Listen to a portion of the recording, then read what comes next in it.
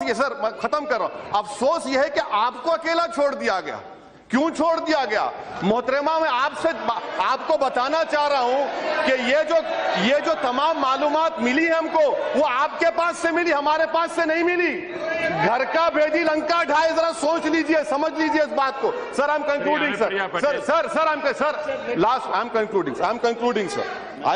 Concluding sir. मैं यहां पर बैठकर मोहतरमा सुषमा स्वराज ने एक शेर कहा था कि मुझे रहजनों से गिला नहीं, तेरी रहबरी का सवाल है। मैं आपके जरिए हुकूमत से पूछना चाहता हूं, हिंदुस्तान के दलित, हिंदुस्तान के मुसलमान जिन पर 324 आईपीसी का केस होता है, उनको पासपोर्ट नहीं बनता है सर। उनका पासपोर्ट कैसा बनेगा? उनकी इंसानियत के लिए कौन, ये फ्यूडलिज्म है कि जो वजीर खारजा को जानता पासपोर्ट मिलता हमारे दलित और मुसलमान क्या करेगा? इसीलिए मैं हुकूमत से मुतालबा करता हूं कि सर मैं खत्म कर रहा हूं कि आप इसको देखिए, इन चीजों को रोकिए और ये जो 1365 करोड़ रुपए लेकर आइए, वजीर आजम को आना चाहिए, आकर कहना चाहिए कि मुझे पूरा अटूट भरोसा है, वरना ये लगता है कि एक साजिश का हिस्सा हो रहा है तमाम चीजें। शुक्रिया सर। तमाम चीजों का सत्यानाश होगा। मुझे समझ, सर मैं आपके सामने बात रख रहा हूं कि जम्मू कश्मीर क्रिकेट एसोसिएशन में 120 करोड़ का घोटाला हुआ, जिसमें से एक शख्स 20 करोड़ रुपए लेकर पाकिस्तान को भाग गया। 20 करोड़ रुपए लेकर पाकिस्तान को भाग गया। आप एक साल से सरकार में क्या कर रहे हैं? ये मेरे अल्फाज नहीं है सर, हमारे दरभंगा के एमपी के मैंने अल्फाज सुने कि एक $400 मिलियन का घोटाला हुआ। ये कोई 40 चोर नहीं थे, बल्कि 8 चोरों ने ललित मोदी के साथ $400 मिलियन खा लिए। ये गारत का घड़ा है, भरता नहीं है क्या पेट इनका? हमारे हिंदुस्तान के 400 करोड़ रुपए खा गए। आरबीआई का वायलेशन, एफडीआई का वायलेशन, आईटी का वायलेशन, ये ड्रग मनी भी हो सकता है। इसको 1365 करोड़ लाने के लिए हुकूमत क्या कर रही है, इसका तो जवाब दे देते। और अफसोस इस बात का है कि मोहतरमा सुषमा स्वराज को इस ऐवान में इतनी गड़बड़ में खड़े होकर अपनी सफाई बयान करना पड़ा।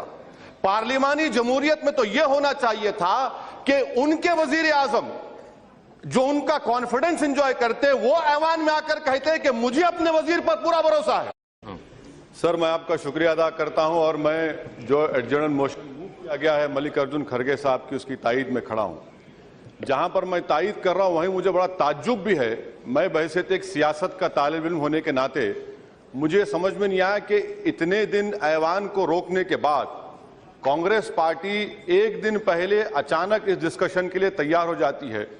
नहीं मालूम वेंकैया नायडू साहब ने कौन सी नेल्लूर की मिर्ची खिलाई या कौन सी गूगली डाली और मौका दे दिया पूरी सफाई के साथ वजीर खारजा को अपनी बात रखने का। खैर वो कांग्रेस पार्टी की स्ट्रेटजी है। सर जहां पर अभी हमने जवाब सुना वजीर खारजा का, मोहतरमा का, और मैं ये समझता हूं कि 2009 से 2014 तक कांग्रेस पार्टी को सबसे ज्यादा अगर किसी ने नुकसान पहुंचाया तो वो मोहतरमा सुषमा स्वराज थी, जो यहां पर बैठकर पॉइंटेड तकारीर करती थी।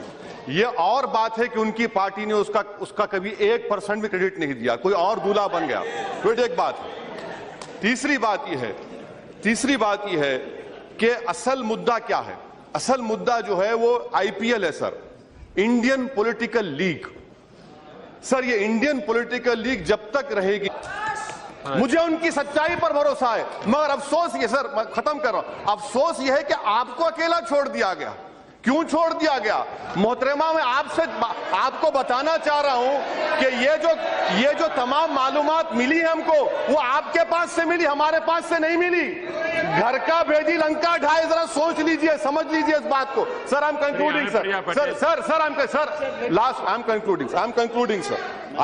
Concluding sir. मैं यहां पर बैठकर मोहतरमा सुषमा स्वराज ने एक शेर कहा था कि मुझे रहजनों से। स्पीकर साहिबा, आप भी महिला हैं, मैं भी महिला हूं। मैं हम दोनों की तरफ से और महिलाओं की तरफ से प्रधानमंत्री का शुक्रिया अदा करना चाहती हूं कि इन्होंने जो स्टार्टअप और स्टैंडअप, खासतौर पे स्टैंडअप इंडिया की जो स्कीम इन्होंने बनाई है, इसमें SC ST जो सबसे बैकवर्ड हैं और मुस्लिम औरतें जो जोड़ी हैं, उसमें मुस्लिम भी औरतें शामिल हैं। तो वैसे ही ये स्कीम औरतों के लिहाज से उनके सशक्तिकरण के लिए बहुत इंपॉर्टेंट है। ये चीज मुझे लगता है लोगों की निगाह से निकल गई है कि 50% population of this country is covered under that scheme, in which every woman comes into it regardless of caste, creed and religion. यहाँ कोई हमारे सरकार में विवाद नहीं होता। जो सबसे ज्यादा पिछड़े हैं, पिछड़ों में SC, ST और महिलाएं खासतौर पे सब में पिछड़ी है, चाहे वो मुसलमान महिलाएं हो चाहे अपर कास्ट महिलाएं हो, महिलाएं सब पिछड़ी हुई हैं। और उन महिलाओं को इसमें स्कीम में शामिल करके मैं समझती हूँ कि प्रधानमंत्री ने एक बहुत अच्छी शुरुआत करी है। आप बांका की बात कर रहे हैं, मैं पूरे हिंदुस्तान की बात कर रही हूँ कि पूरे हिंदुस्तान में जहां भी गरीबी है, चाहे वो बुनकर हो या दूसरे भी कोई काम कर रहे हो, उससे कवर होते हैं। और महिलाओं के जरिए आपको मैं कहूंगी वैसी साहब कि आप अपनी वाइफ के नाम पे लोन ले लीजिएगा 1 करोड़ का।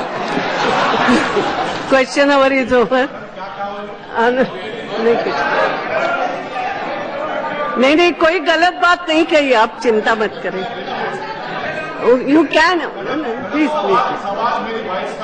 नहीं, इट्स ओके, नहीं please don't take it lightly, please. Question hour is over, please don't answer, take it lightly. Owaisi ji, no comment, please. Yes, honourable members, आप बैठिए ना, आप क्यों बोल रहे हो बीच में? प्लीज बैठिए। Owaisi ji, she has not made even any remark. Please take it lightly, please बैठिए। Honourable members, I have received notice. What is it? क्या है?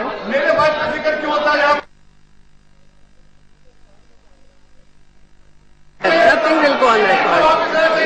Take back your words, not with me. Even I'm taking that. That's all. मैं आपको answer नहीं।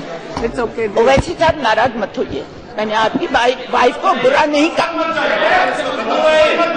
1 minute, Please. Personal एक Please. ठीक है, आप बात सुनिए। Please. मैं आपकी वाइफ की शान में कोई गुस्ताखी नहीं की। 1 मिनट, मैंने नहीं करी, बात सुनिए। It's okay. Let him understand. Yes, Madam Minister. Owaisi साहब, Please. ओवैसी साहब, मैंने ये कहा कि औरतों को इसमें कवर्ड है। अगर आपकी अहलिया इसमें लोन लेना चाहती हैं तो वो ले सकती हैं, अगर नहीं। Please. Don't make it an issue. Honorable members, I have received.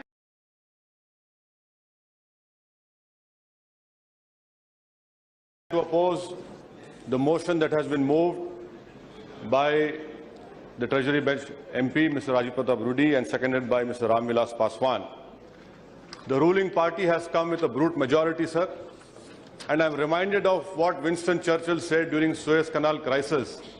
He said to Eden, what an excellent place to fight back. Sir, when Mr. Paswan was seconding or supporting the motion, he said during his speech that why should one keep on harping about Godhra?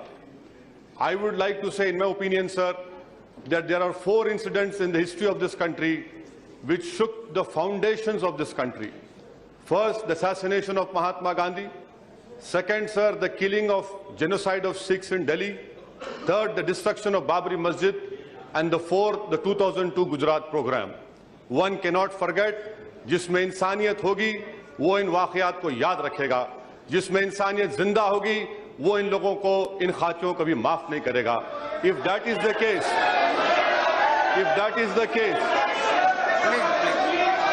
nothing will go on.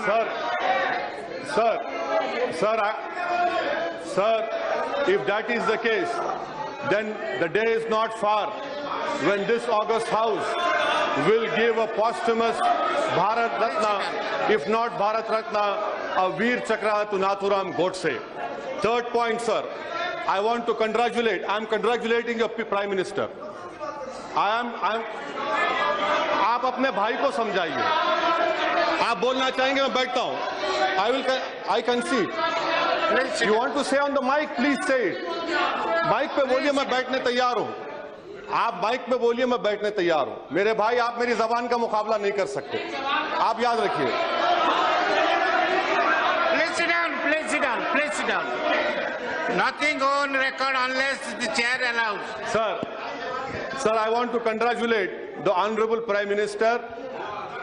I want to congratulate the Honorable Prime Minister for breaking this myth of Muslim vote bank. You have destroyed it, I congratulate you. But what you have done in process, you have reiterated what I have been saying from 1950 onwards, that there is an Hindu vote bank which you consolidated in your favor. I congratulate you for that. And your victory is a Pyrrhic victory. Why? Because you say, आप mic पे बोलेंगे, मैं बैठता हूं, मैं बैठता हूं, आप माइक पे बोलिए। Please sit down, please sit down, please sir, sit down. आप माइक पे बोलिए मेरे भाई, इतना मत पुकारिए, This is आवाज not बैठ good. जाएगी। Please sit down, please sit down, please sit down, please sit down, please sit down, please sit down.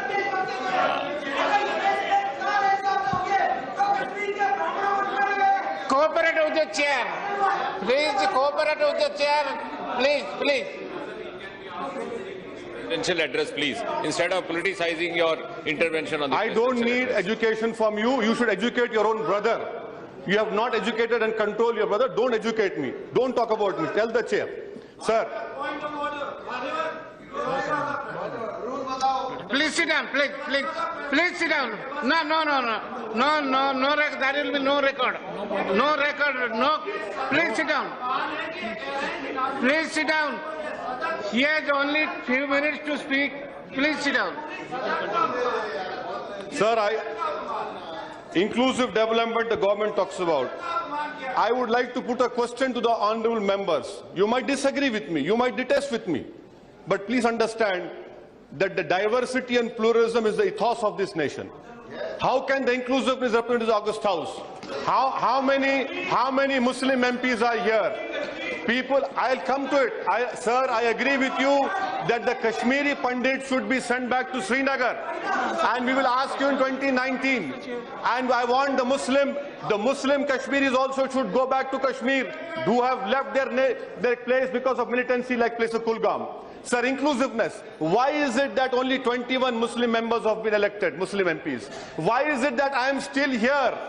And I have opposed Mr. Modi as Prime Minister and I have won. But where is the inclusiveness? Where is the pluralism? Where is the diversity? I leave this question to the Treasury benches. Sir, and the fourth point, on paragraph number 17, you talk about making minorities equal partners.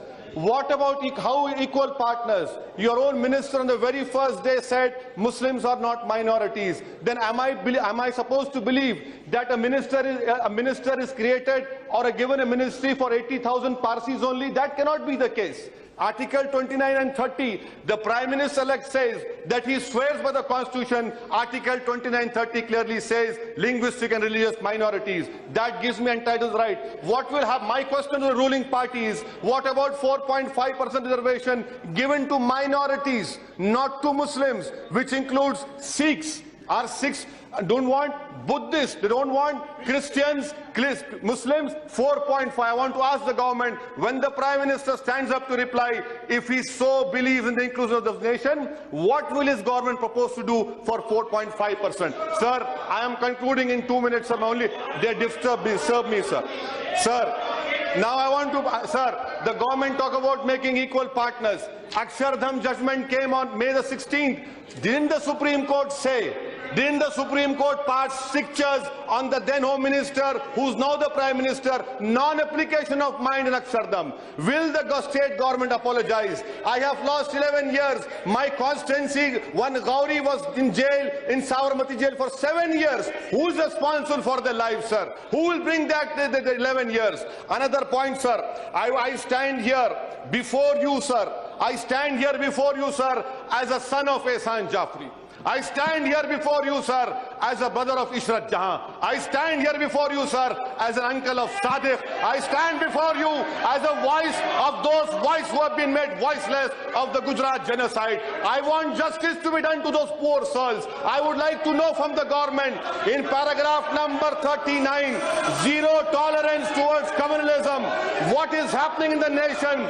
May 16th Bijapur, May 16th Ahmedabad, Mewat, now in Pune. The Maharashtra government is weak and spineless government. They should have put a ban on Avina Bharat. Unfortunately, they could not do that, sir. Sir, let me conclude by saying about my state of Telangana. I am concluding, sir. Sir, please, I beg you for half a minute, sir. I am concluding, sir. Half a minute, sir. My state of Telangana.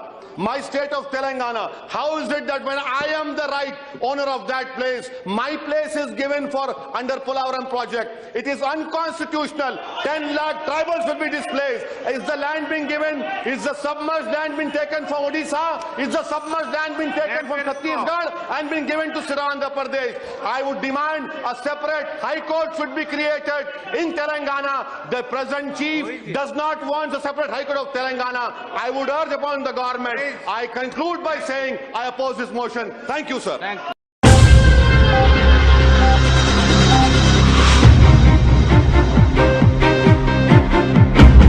आपके मसाइल का हल आपकी अपनी क़ियादत है।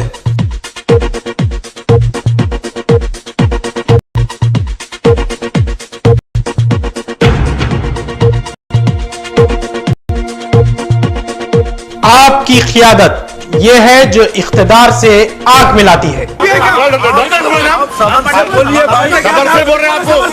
अंदर बोले सबर से बोले तो आप डरा रहे काम आपको डर थे काम आप क्या बोला है क्या बोले क्या बोले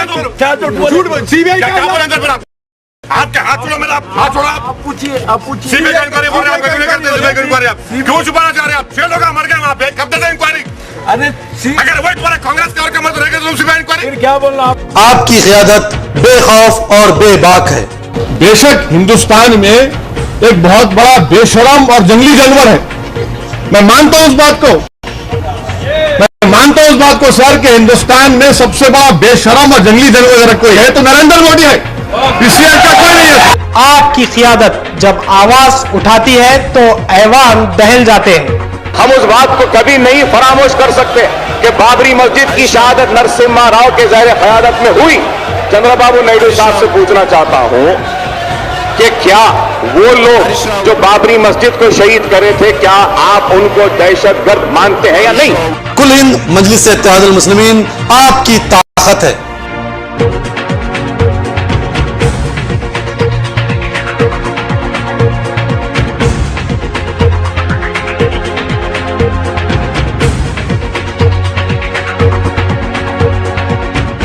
गौर करें, जमात आपकी, उम्मीदवार आपके, वोट आपका।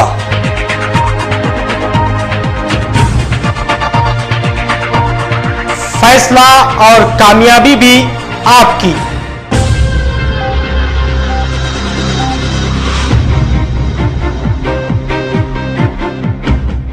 श्री असाउद्दीन ओवैसी जी।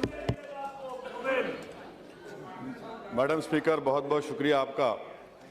शायर मशरिक ने मरकजी हुकूमत के बारे में एक शेर कहा था, थोड़ा मैं तरमीम करके कहना चाहूँगा कि तुम्हारे वादे अपने खंजर से आप ही खुदकुशी करेंगे, जो शाख नाजुक पे आशियाना बनेगा वो नापायदार होगा।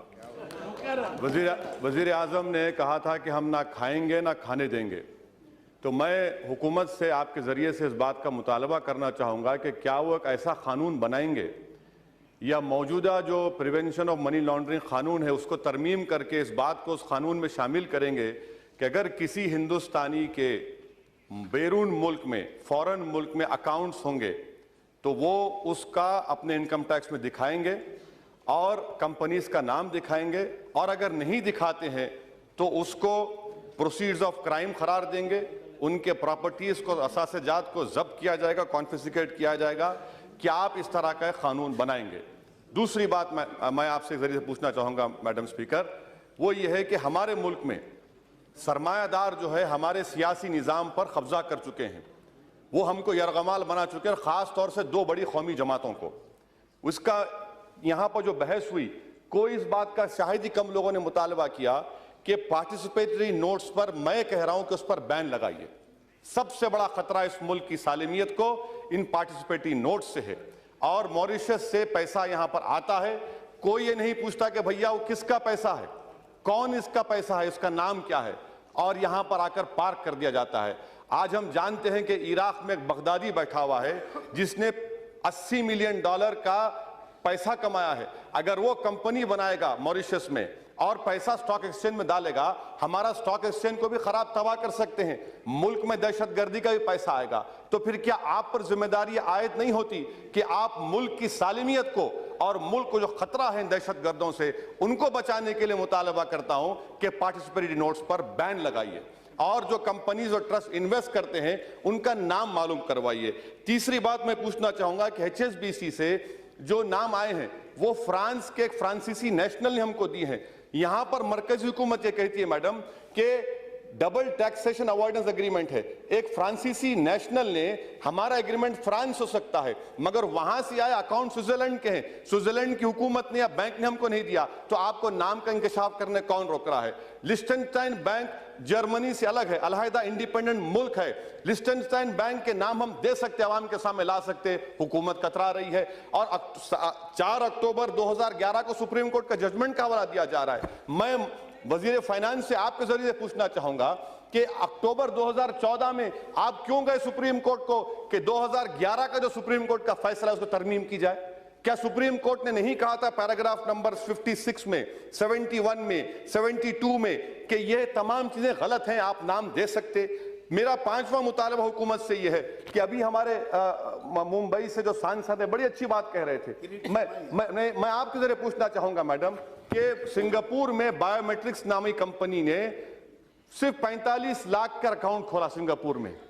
ICICI बैंक ने उसको बगैर कोई कोलैटरल के 6,500 करोड़ का लोन दिया और 2011 में 6,500 करोड़ रुपये यहां पर हिंदुस्तान को आया। किस कंपनी में गया? जो KG-D6 में हमारी गैस तलाश कर रही है। वहां से सिंगापुर के हाई कमीशन लेटर लिखा 2011 में कि मालूम करिए इतना बड़ा पैसा आ रहा है। क्या यह हुकूमत जो वादा करती है, ऐलान करती है कि हम ना खाएंगे ना खाने देंगे, क्या वो गोदावरी में KG-D6 में जिन्होंने पैसा खाया, मुल्क का पैसा है, क्या उनके खिलाफ एक्शन लेंगे आप? मैडम, अगर मैं गाड़ी के लिए लोन अप्लाई करता हूं तो ICICI बैंक मुझे लोन नहीं देता, उसके पास ना कोई ऑफिस, ना कोई कोलैटरल, ना कोई इक्विटी, 6,500 करोड़ का लोन दे दिया गया। मेरा 5वां पॉइंट हुकूमत के आपके जरिए है मैडम कि आज हमारे वजीर आजम और बहुत सी बड़ी जमात के लोग एक बहुत बड़े सरमाएदार के एयरक्राफ्ट में फिरते हैं। क्या यह बात गलत है कि SIT ने कहा है कि इस सरमाएदार की जो पावर कंपनी के जो इक्विपमेंट थे, इसने गलत ओवर प्राइसिंग करके 9,000 करोड़ का टैक्स दिखाया, जबकि सिर्फ 3,000 करोड़ के टैक्स थे। 5,500 करोड़ कहां गए मैडम? क्या हमारे वजीर आजम उसके एयरक्राफ्ट में बैठना बंद कर देंगे? क्या हमारे बरबसरे जमात के लोग उसको दूर कर देंगे? अगर आप ऐसा कर सकते हैं तो जरूर करिए। मैं आपके जरिए से पूछना, हो गया वज़ीर आज़म पढ़ने के रास्तों पर। मैडम देखिए मेरी बात, निशिकांत दुबे, निशिकांत दुबे साहब, मैं अदब से कह रहा हूं मैडम, उनके जरिए से, मैं फकीर आदमी हूं, मैं खलंदर हूं, मैं रोड पे चलने वाला हूं, आप हवाई जहाज में उड़ने वाले हैं, भाई उड़िए, हम कहां हैं मैडम? मैं अपनी बात को खत्म कर रहा हूं मैडम। ये 2 अहम मिसालें आपके सामने दे रहा हूं, KG-D6 का और ये पावर कंपनी का। ये आपके लिए चैलेंज है। अक़वाम मुत्तहिदा के, यूनाइटेड नेशन का जो कन्वेंशन है, आर्टिकल 14, 23, 40, 46, 52, क्या आप इसको शामिल करेंगे? ये आप मुल्क को गलत बावर करा रहे हैं। आखिरी बात मैडम, हमारे हिमाचल प्रदेश के रुकने पार्लियामान ने कल कहा था करप्शन के बारे में, मैं उनसे पूछना चाह रहा हूं, भैया IPL का क्या है? IPL क्या है? ये IPL क्या, ये ब्लैक मनी का हिस्सा नहीं है? IPL को क्यों नहीं बर्खास्त करते? सुप्रीम कोर्ट में मुद्गल रिपोर्ट आई, मरकजी हुकूमत ने क्या जवाब दिया? कुछ जवाब नहीं दिया। मैडम, मैं अपनी बात को मुकम्मल करने से पहले हुकूमत से बात बता रहा हूं कि हिंदुस्तान की 100 करोड़ की आवाम आपसे पूछ रही है कि मेरे 15 लाख कहां है। वो गरीब जो भूखा प्यासा रहकर, वो खातून जो भूखा रहकर वोट डाली, वो जो नौजवान जो हमारे मुल्क का 60% की आबादी का हिस्सा है, वो आपको याद, मैं खत्म कर रहा हूं मैडम, वो आपको याद दिला रहे हैं कि मेरे 15 लाख आएंगे नहीं आएंगे। तो अब की बार 15 लाख का नारा आवाम का होगा और आपको अभी नहीं 2019 तक तो आप जिएंगे, मगर ये ऐसा जवाब मिलेगा। मुझे ये फर्क समझ में नहीं आ रहा कि यहां से वहां पर एक ही जबान बोली जा रही है सरमाएदारों की। शुक्रिया। अरे उन्हें जाएगा, उसका बाप जाएगा तो भी फर्क नहीं पड़ना चाहिए। कोई भी जाओ, ये सरजमीन दखन है और मुझे पूरी उम्मीद है हिंदुस्तान के 25 करोड़ गयूर मुसलमानों कि वो इस जालिम का साथ नहीं देंगे, वो इस जालिम को रोकेंगे जमहूरी अंदाज में और हम रोकेंगे इंशाअल्लाह ताला। हद तो ये हो गई कि हिंदुस्तान में इनकम टैक्स निकालेंगे। इनकम टैक्स के बारे में बाबा रामदेव एक्सपर्ट हो गए। अब अजीबो गरीब, नाक बन के सांस लेने वाला इनकम टैक्स। बर्तानिया में एक जजीरा उनके नाम के है, सुना अखबार में आया, उन्होंने बोले इनकम टैक्स। अब्बा चार्टर्ड अकाउंटेंट हो गए शायद इन्हों, योगा की डिग्री नहीं है, चार्टर्ड अकाउंटेंट की डिग्री है इनके पास। इन्हों और ये मोजी बैठ के बोल रहे, और उन्हें कैसा मोजी जिसको श्यामा प्रसाद मुखर्जी को श्यामलाल, मोहनदास करमचंद गांधी को मोहनलाल, ये अजीब लाल, कितने लाल है इसके नहीं मालूम। मिनिस्टर एक नया ऐलान कर दिया, अभी सुना रहे थे। हाँ, हमारे प्राइम मिनिस्टर अभी देश से टीवी पर मित्रों तकरीर कर रहे थे। तकरीर करते करते प्राइम मिनिस्टर अचानक बोल दिए कि आज रात में 12 बजे से 500 1000 की नोट कदर खत्म। 500 1000 की नोट खत्म। अच्छा, उसकी जगह पे क्या होने वाला? अब नई 500 की नोट आएंगी और नई 2000 की नोट आएंगी। कभी 1000 से परेशानी थी तो 2000 ला लिए। क्या कर रहे प्राइम मिनिस्टर साहब आप? नहीं, ब्लैक मनी खत्म करना है। प्राइम मिनिस्टर साहब बड़ी इज्जत के साथ बोल रहा हूं, आप तो बोले थे ना खाऊंगा ना खाने दूंगा। तो विजय मलिया 9000 करोड़ खा के डकार लेके लंदन भाग गया। ललित मोदी 16000 करोड़ खा के लंदन भाग गया। मिस्टर प्राइम मिनिस्टर, उनको पकड़ के कौन लाएगा? आज रात से 500 1000 गायब करते, कल से 2000। अरे क्या हो रहा है इस मुल्क में? खाने को खाना नहीं है, कीमती आसमान को चोरी। हिंदुस्तान के वजीर आजम के चाहने वालों ने, एक स्वामी जी ने कहा था, मोदी का प्राइम मिनिस्टर बनते ही डॉलर 35 रुपये हो जाएगा। 35 रुपये जाके 70 रुपये हो गया स्वामी जी। अब क्या करेंगे डॉलर के रेट को आप? हर महाज पर बीजेपी की सरकार नाकाम साबित हो रही। और फिर आप देखते हैं मेरे भाई, महाराष्ट्र में मुसलमानों को रिजर्वेशन नहीं मिलता। हम रिजर्वेशन की बात करते हैं तो मोदी जी बोलते सबका साथ सबका विकास। मोदी जी कहते इंडिया फर्स्ट। प्राइम मिनिस्टर बोलते मेरे पास एक ही किताब, कॉन्स्टिट्यूशन। प्राइम मिनिस्टर क्या क्या बोलते हैं उनको भी भूल जाते होंगे, बाज़ वक़्त बोल के इतना बोलते होंगे। हर थोड़े दिन को बोलते, मन की बात रेडियो पे बोलते, सहारनपुर में जाके मुस्लिम औरतों के बारे में बात करते कि मैं मुस्लिम औरतों को इंसाफ दिलाऊंगा। भाइयों बहनों, कैसे मुस्लिम औरतों को टेलीफोन पे तलाक दे देते।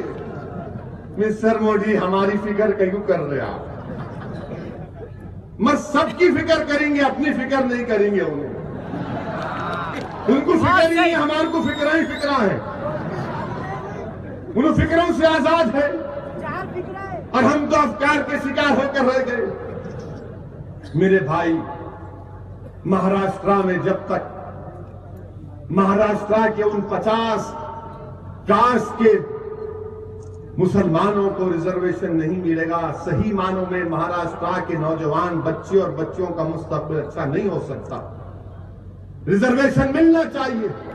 बॉम्बे हाई कोर्ट ने कहा रिजर्वेशन दे दो, तो मोदी जी बोले रहने दो। जी ने बोल दिया, कायदी ने मजलिस, सुनने वाले बुजुर्गों, नौजवान साथियों और मेरी इज्जत दिमाग पर्दा नशीन माँ और बहनों, हजरात, आज का जलसा हालात हाजरा के उन्वान से मुनक्किद किया जा रहा है और मजलिस इत्तेहादुल मुस्लिमीन वक्तन फक्तन इन जलसों के जरिए आपके दरमियान में आती है और हालात को आपके सामने रखती है। न सिर्फ हालात को रखती है बल्कि इन हालात का किस तरीके से मुकाबला किया जाए और क्या हिकमत अमली होनी चाहिए हमारी, इस पर भी मजलिस इत्तेहादुल मुस्लिमीन रोशनी डालती है और सारे नुकात को, सारी बातों को आपके सामने रखती है। अगर आज हम हालात की बात करें तो अगर हम आलमी सूरत हाल पे अगर नजर डालते हैं या फिर आलम इस्लाम के हालात पे ऊपर अगर हम नजर दौड़ाते हैं तो हमको आलम इस्लाम व आलम अरब में भी हर जगह अफरा तफरी का आलम नजर आ रहा है, आपसी इख्तिलाफ नजर आ रहा है, खून खराबा नजर आ रहा है। कभी बगदाद की गलियों में मासूम मुसलमानों की जानें जा रही हैं तो कभी मिस्र की गलियों में आपसी तसादुम में हमारी जान और माल का नुकसान हो रहा है, तो कभी लिबिया में हमारे आपसी इख्तिलाफ की वजह से हमारा खून बह रहा है। तो अफगानिस्तान हो या फिर यमन हो या फिर कोई और ममालिक हो, हर जगह पर हमारी सफों में एक मनसूबाबंद अंदाज से इंतशार को पैदा कर दिया, आपसी इख्तिलाफ को पैदा कर दिया और हमारे पास देश की दौलत रहने के बावजूद हम इत्तेहाद की दौलत से महरूम रह गए। देश की दौलत रहने के बावजूद भी अगयार और दुश्मनों के मंसूबे यही है कि इनके पास दुनिया की सबसे बड़ी दौलत की ताकत है। अगर ये दौलत की ताकत इत्तेहाद की ताकत से मिल जाएगी तो फिर इस दुनिया के मुस्तकबिल के मुकद्दर के मालिक कोई और नहीं बल्कि कलमा मुसलमान होगा। तो इस बात को महसूस करते हुए यहूद और नसारा ने हमको आपस में लड़ाया, कहीं पर अकायद के नाम पर लड़ाया, कहीं पर मसलक के नाम पर लड़ाया, तो कहीं पर हमको फिक्र के नाम पर लड़ाया, कहीं शिया और सुन्नी कहकर लड़ा दिया, तो कहीं पर अरब या कुछ और कहकर लड़ा दिया, कहीं पर अकायद के नाम पर लड़ा दिया। तो बहरहाल किसी न किसी तरीके से वो चाहते हैं कि हमारी सफों में इंतशार रहे, हम में इख्तिलाफ रहे और हमारे इख्तिलाफ और हमारे इंतशार के जरिए वो ये चाहते हैं कि वो हम पे मुसल्लत हो जाएं और वो जैसा चाहें वैसा हमको न चाहें। तो आज हमको इस बात पे गौर और फिक्र करना है कि आज हिंदुस्तान में भी जो कुछ भी हालात रूनुमा हो रहे हैं ये आपके सामने आ रहे हैं। अखबारात जब हम रोज सुबह खोलते हैं या फिर जब भी टीवी को ऑन कर न्यूज चैनल को देखते हैं तो हमको कुछ और नहीं दिखाई देता बल्कि यही दिखाई देता है, यही पढ़ने में आता है, यही सुनने में आता है कि मुसलमानों पर किसी ने कुछ कहकर हमारे ऊपर एक और डर और खौफ के माहौल को पैदा करने का एक और बयान जारी किया। आप बताइए कि कोई दिन ऐसा नहीं जिस दिन इस्लाम और मुसलमानों को बदनाम करने की मुनज़्ज़म साजिशें नहीं होती। और फिर इस मुल्क की सबसे बड़ी अगर कोई ताकत है तो इस मुल्क की सबसे बड़ी ताकत हमारा सेकुलरिज्म है। इस मुल्क की सबसे बड़ी ताकत अगर कुछ है तो वो हमारा दस्तूर है। इस मुल्क की सबसे बड़ी अगर कोई किताब है जिसके जरिए आज ये मुल्क आगे बढ़ रहा है या चल रहा है, या फिर आजादी से लेकर आज तक जो मुल्क जिस कानून पर चलता है, जो दस्तूर है, जो हमारा कॉन्स्टिट्यूशन है, जो हमारा अकीदत पेश करने के लिए यहाँ पर इस इजलास को बुलाया गया है, मेरी नज़र में वो हिंदुस्तान के सबसे बड़े दानिशमंद थे, बेहतरीन पॉलिटिकल साइंटिस्ट थे, बेहतरीन माहिर माशियात थे। और मैंने इस बात को पहले भी अवाम में दोहराया, आज भी दोहरा रहा हूं कि हिंदुस्तान में अगर सबसे बड़ा कायद था महात्मा गांधी से बढ़कर तो बाबा साहब अम्बेडकर थे। मैडम, इस मुल्क में, हमारे मुल्क में इस बात को समझने की जरूरत है कि अगर नेहरू वजीर आजम नहीं बनते तो अम्बेडकर इस कॉन्स्टिट्यूशन को नहीं बनाते, और अगर नेहरू वजीर आजम नहीं बनते तो कोई और इस दस्तूर को बनाता और यकीनन हिंदुस्तान एक मजहबी मुल्क बन जाता। तो यकीनन खराज अकीदत पेश करना पड़ेगा हिंदुस्तान के पहले वजीर आजम को भी। तीसरी बात यह है मैडम कि आज हम देखते हैं कि इस मुल्क के वजारत उज़्मा के ओहदे पर बड़े लोगों ने उसको मौका मिला है, मगर मैं यह मानता हूं कि 3000 साल की मसाइब और मुश्किलात और जुल्म के खात्मे और उसका एक पैगाम देने के लिए बेहद जरूरी है कि आज हिंदुस्तान को जरूरत है कि एक दलित हिंदुस्तान का वजीर आजम बने। इससे एक बहुत बड़ा सही पैगाम जाएगा। पांचवी बात यह है मैडम कि आज हमारी जमहूरियत, हमारे बुजुर्गों ने इस बात को फैसला किया कि हमारी जमहूरियत पार्टिसिपेटिव फॉर्म ऑफ डेमोक्रेसी होगी, मगर आज हम क्या देखते हैं कि अफसोस के साथ हमारे इस ऐवान में सिर्फ 6% मुस्लिम अक़लियत के नुमाइंदे जीत के आते हैं। बताइए ये कहां तक उन लोगों के ख्वाबों को पूरा कर रहे हैं जिन्होंने ये ख्वाब देखा था कि हिंदुस्तान पार्लिमानी जमहूरियत को अपनाएगा और पार्टिसिपेटिव फॉर्म ऑफ डेमोक्रेसी को अपनाएगा। अगर यही सिलसिला चलता रहेगा मैडम तो वो दिन दूर नहीं है कि जब ये ऐवान सिर्फ अक्सर तबके का होकर रह जाएगा।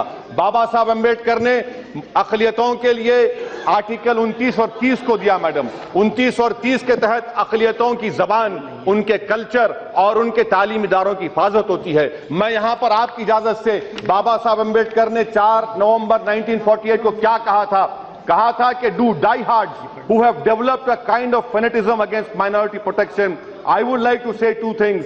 One is minorities are an explosive force which if it erupts can blow up the whole fabric of the state. The history of Europe bears ample and appalling testimony of the fact. Minorities of India have agreed to place their confidence in the hands of majority. He said it is for the majority to realize the duty, not to discriminate against minority. This is the golden word said by Baba Sahib Ambedkar.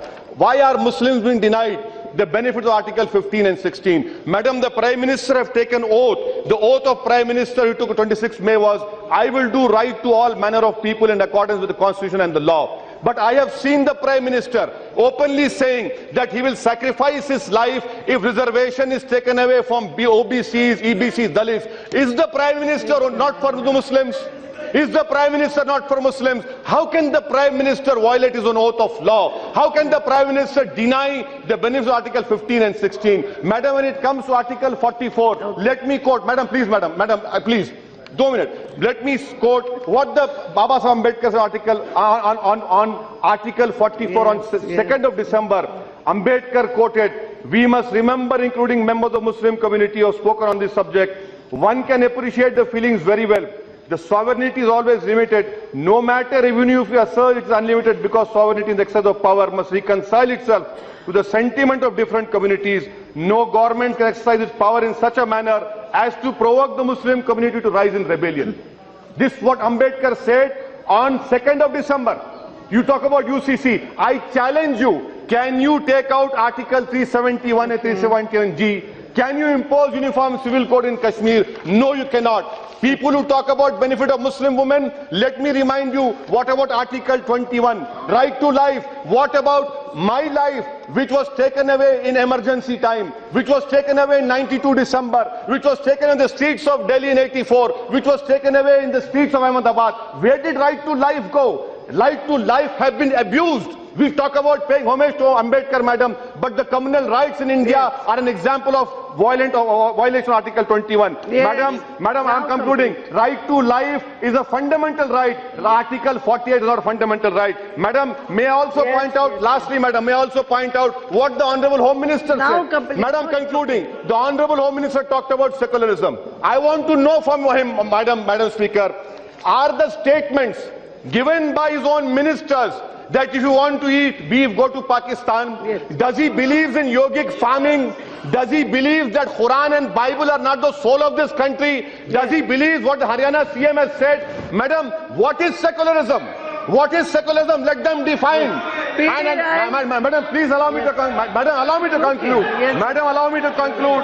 Allow me to conclude by saying secularism is the basic structure of constitution as said by Bommai. I want to know from the Honorable Home Minister, organizer of 30th November said this constitution should be burned. This constitution should be burned. I want to know from him whether the Prime Minister also said 1200 साल की गुलामी के बाद इख्तियार मिला. Madam, ये 1200 साल की गुलामी कहाँ है? अब पटेल, सरदार पटेल ने कहा था, कब कहा था? 31 में कहा था कि 200 साल की गुलामी थी. मैडम, कॉन्स्टिट्यूशन ऐसा नहीं बनाया जा सकता. ये बात आज जो कर रहे हैं होम मिनिस्टर का मंच और मकसद ये है कि प्रियम्बल को तोड़ा जाए और वहां पर हिंदू राष्ट्र बनाने की कोशिश कर रहे हैं. इसीलिए मैं खत्म कर रहा हूं मैडम, आपकी इजाजत से मैं खत्म कर रहा हूं. मैं ये समझता हूं कि आज इस मुल्क के मल्टीकल्चरलिज्म खतरा है, कॉन्स्टिट्यूशन के खिलाफ ताकतें हैं, सेकुलरिज्म के खिलाफ तो आपसे खतरा है, हमसे खतरा नहीं है. आप अपने आप को बचाइए.